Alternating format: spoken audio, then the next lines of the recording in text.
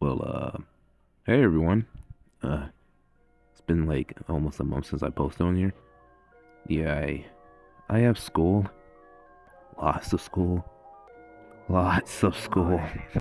To put it bluntly short, I only have like 10 days to complete the said schoolwork, or else I will be set back and all of that stuff. I won't graduate on time, and it's going to be a setback in my life and all of that. So, yeah. But in the meantime, I would like to record or just do some talking and rate games for you guys, or just talk about stuff like I've been doing already, but in a more detailed way, as you can see by the editing that has obviously took a spike. So yeah, we're gonna be doing things like that. So we're gonna be reviewing a game, or just be talking about the emotional state of a game. It's a childhood game for me, and most of you guys have probably already played this game. This game is called Life is Strange, and we're going to be going over why this game is really connects with me in ways, or how it may connect with someone else, and overall why it's one of the most story-driven games I've ever laid my eyes upon. Part 1 starts us off as our protagonist Max, as she wakes up in the forest and during a storm tornado destroying her city, and as she presumably dies in the middle of this dream, she wakes up back in her classroom. After a long time of covering tracks, walking around a school, and learning about the place, we come to a bathroom where Max is greeted by a butterfly.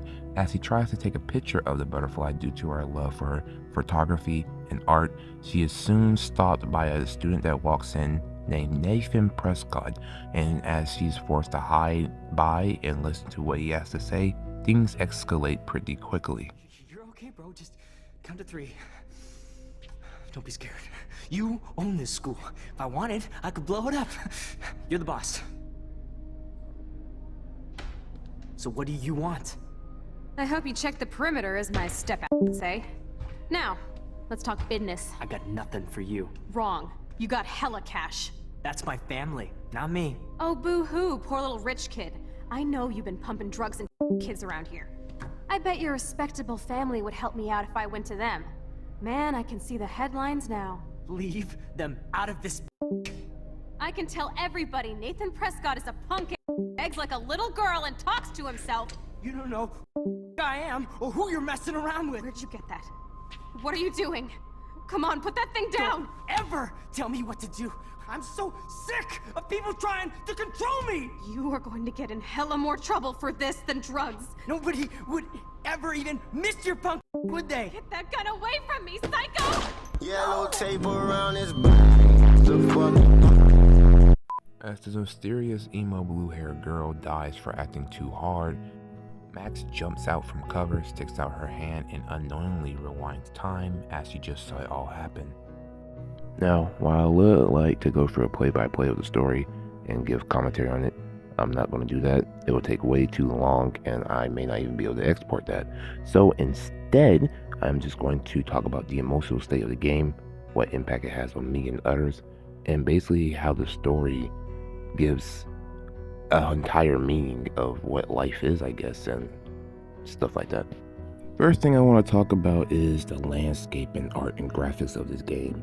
Due to the game being released like 7 years ago in 2015, the graphics still hold up pretty well. It gives this soft, nice tone, but when the time is needed, it also presents itself in a serious way without changing the graphics or anything like that. It's all around just some nice vibing graphics that you can get with very easily. If you just look at the background shots right here, you can see what I'm talking about. Despite this game coming out over half a decade ago, its graphics hold up very well with the soft tone and when needed, given the serious tone. It's just like games like the Walking Dead series. In comparison, I would say that Life is Strange graphics are way better, but even for the Walking Dead series, those graphics were very, very nice, and that game is super old, so yeah. Next thing I want to talk about is the dialogue, or more in specific, the heavy choices in the game.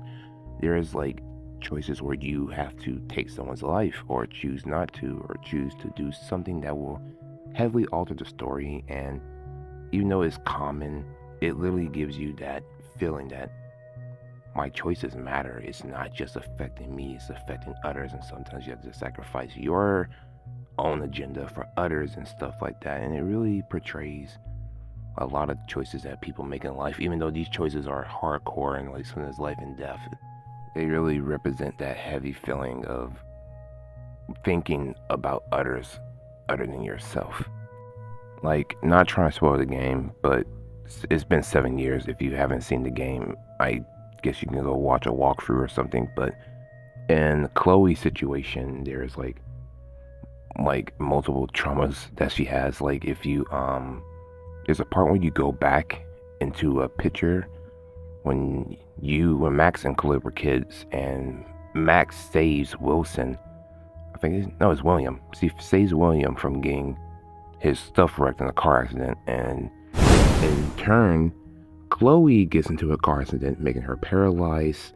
And when Max comes back to see her, her and Max have a great time together. And at the end of that little shot, Chloe asks Max to up her IV and basically kill her because she's tired of life and she basically is dying slowly. So yeah, it's a hard choice, one of the hard choices you have to make. And even though it was a alternate reality, I guess you can say, it's still kind of messed up because you either have to sacrifice your best friend's dad, which she's really traumatized about, or sacrifice your best friend.